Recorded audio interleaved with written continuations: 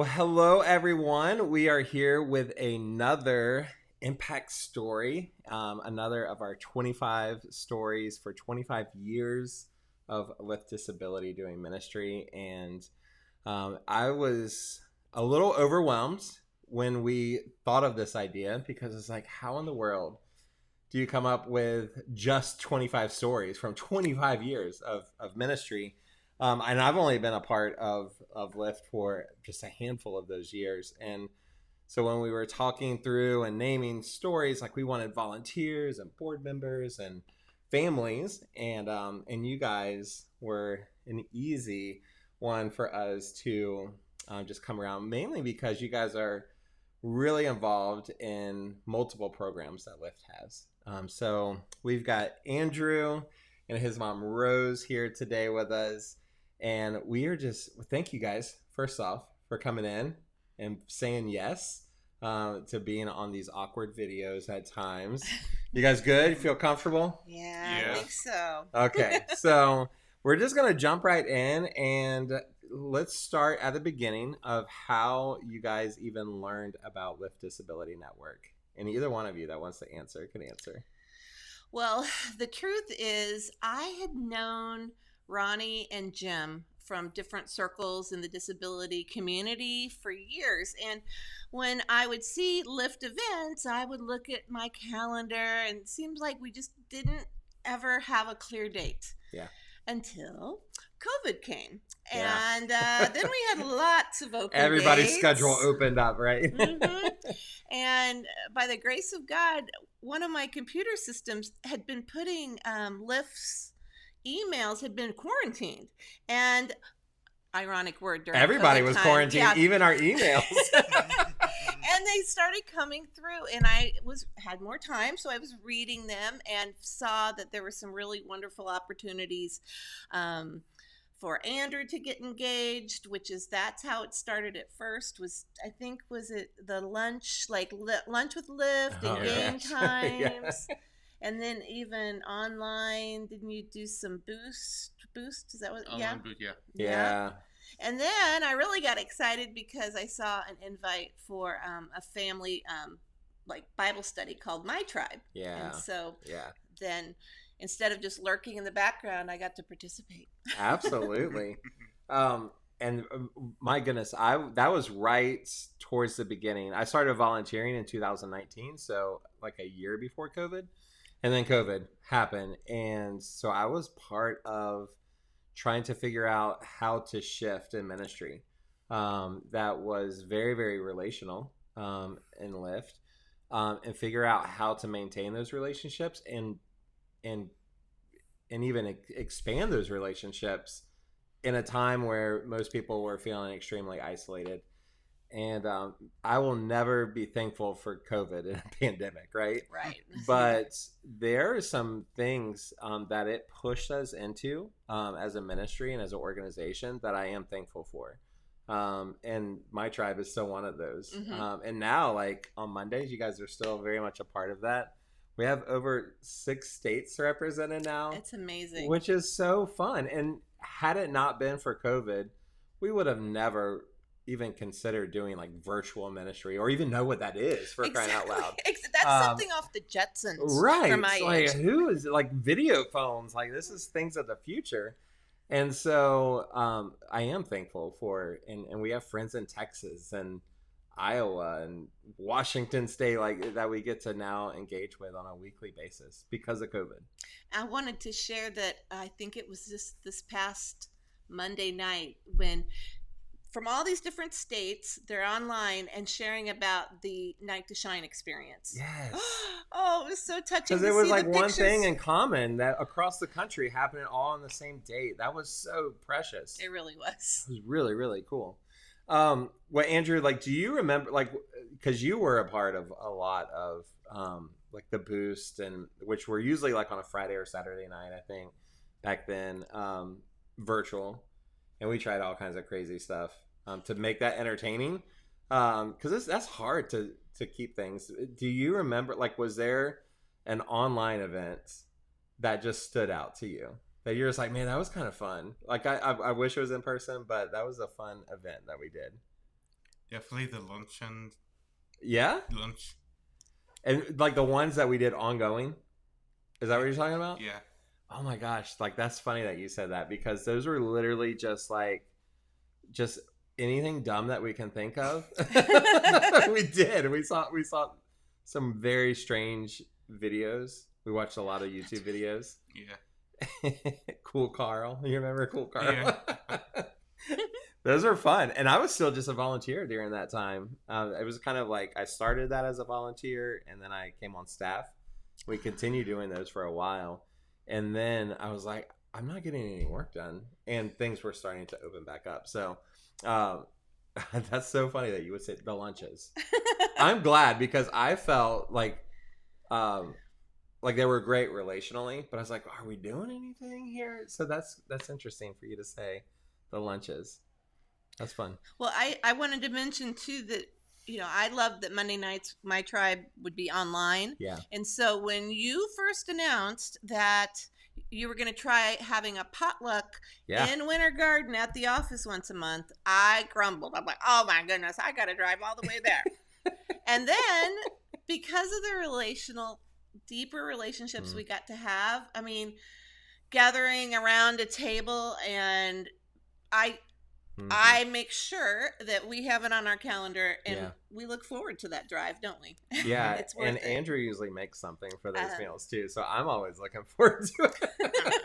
It's always the dessert. You always bring a dessert mostly. That's because if we're late, we'd like it to be the Well, last there you go. item. So we are having it on Monday, by the way. Yes.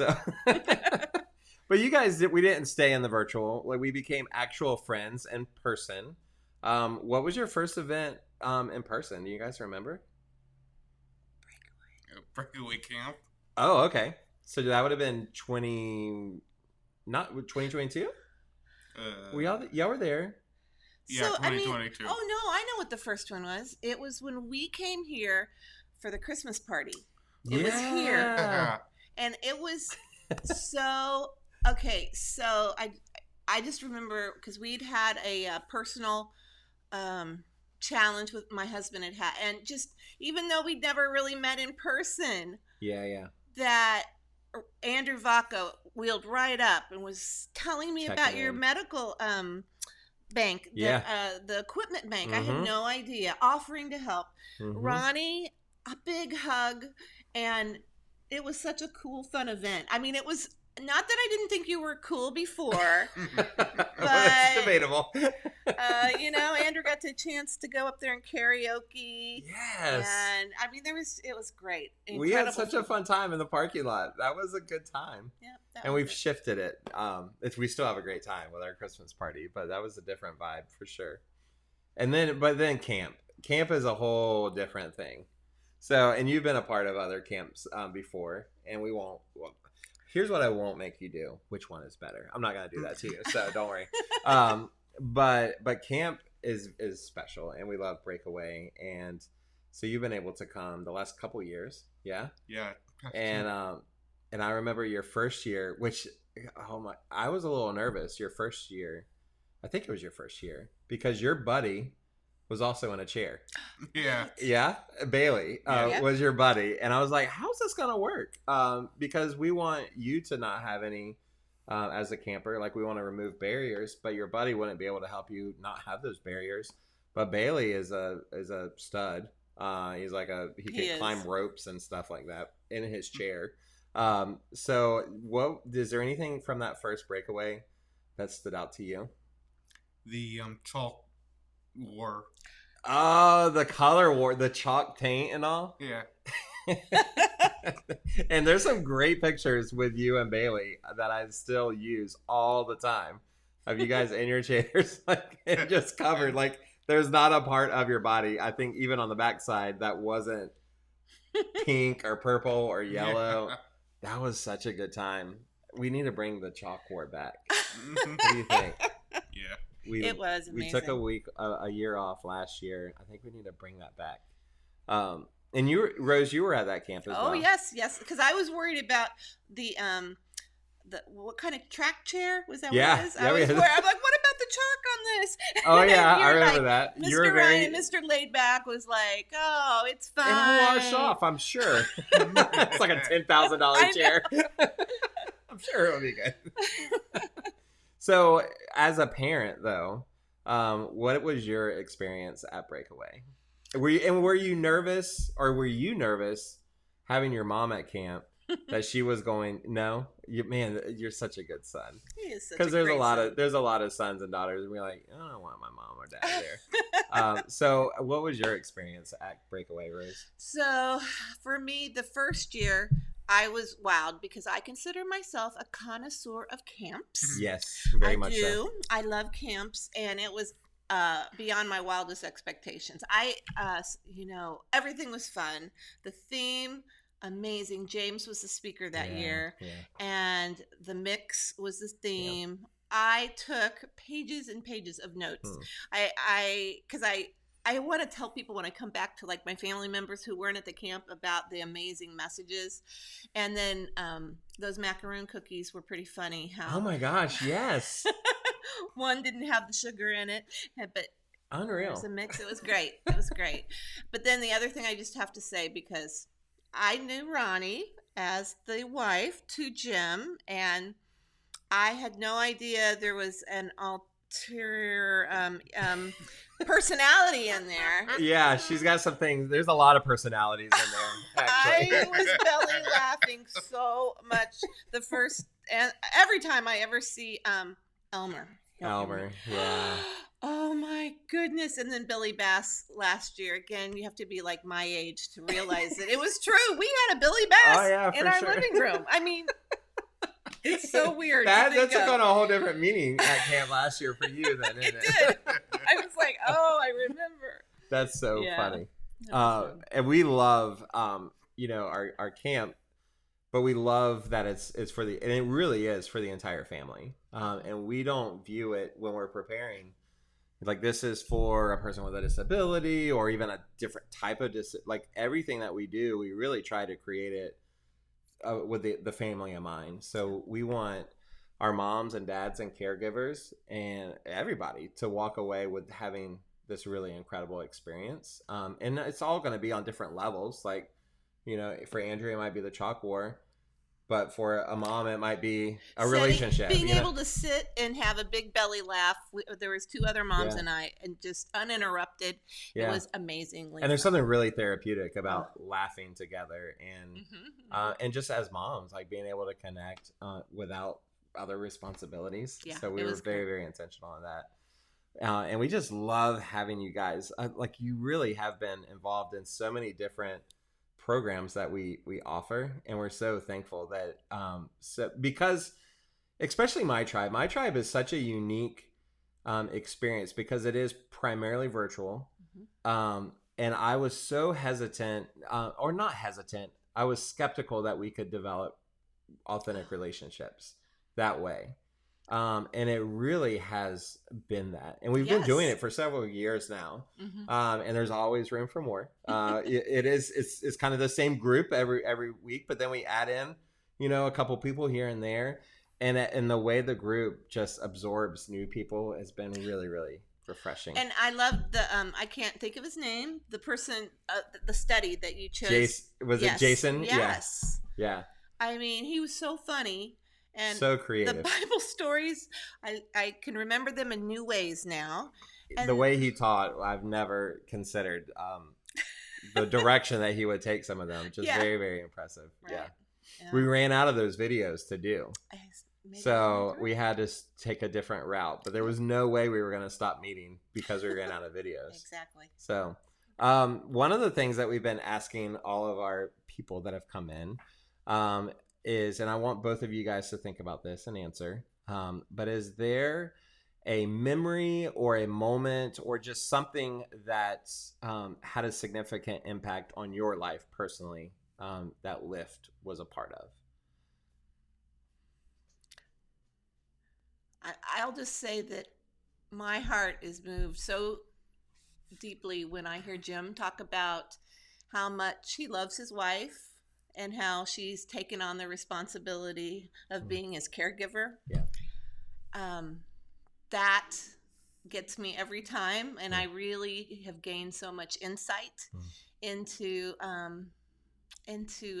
that type of relationship. Sure. And it has proven the fact to me that everyone loves to have fun. This is true. Yeah. And there's nothing wrong with that. Like, we embrace that. That's one of our like core values is to have fun. And what a great place to work for me. I'm like, I love to have fun, and they like want us to have fun all the time. What about for you, Andrew? Is there is there a moment or a memory that you have that had a significant impact on your life? Nothing comes to them. No. On my mind. And that's fine, because you're just a part of everything, and you're just like you're always just going along with the flow, and I love that. So we could talk all day, right? Because you guys are a part of so much that we do. Is there anything else that you guys want, like something you're like, oh, I thought we were going to talk about this? Oh, I just wanted to say that when we went to camp, when you're the mother of a child who you are usually the person Sure. worrying about these things, that's for sure the first year of camp, my looking Guards out. up, yes. Yes. And so I loved, for example, that you organized them to have, that he was able to use, again, what kind of chair? Track chair? Track chair, yeah. It was so cool. But then when we went to the dock so that you could jet ski and go out, the volunteers on the deck did what we moms are always thinking of. They initiated taking towels and covering the wheelchair that was sitting on the deck while they were out on the water so that it wouldn't burn them when he came back. I mean, that was really, whoever made sure those details mattered. Yeah. That's awesome. I love that. That's such is seemingly a small thing, but it makes a big impact, doesn't it? Those small details. And I have to say one other thing. You didn't burn your bottom on your chair, so I'm sure you were grateful. No, you were going to say something. It's just the other thing about feeling connected is when we leave, when we come to the potluck and we leave, or if we're at another gathering and we're saying goodbye, we almost always hear, love you guys. That's so sweet. And makes us feel special. And we mean that. We mean that. You guys are family to us, and we love family. So that's one of our core values. Also, is this is a family. We call it Lift Disability Network, but it probably should be Lift Disability Family. Oh, I agree. Because everybody feels so much like a family to us. But thank you guys so much for coming. And that means a lot. The small town girl living in a big city. Absolutely. Okay? Absolutely. You got to find your people, right? And you guys are certainly our people, and hopefully we are yours as well. True. Thank you. Well, thank you guys so much for coming in, sharing some of y'all's memories and impact, and everything that Lyft for you guys and for so many people has just made a pretty significant impact. And we're so thankful that this is God's ministry and organization. We just get to be a part of it. So thank you guys for coming and sharing just a little bit. Well, thanks for having us.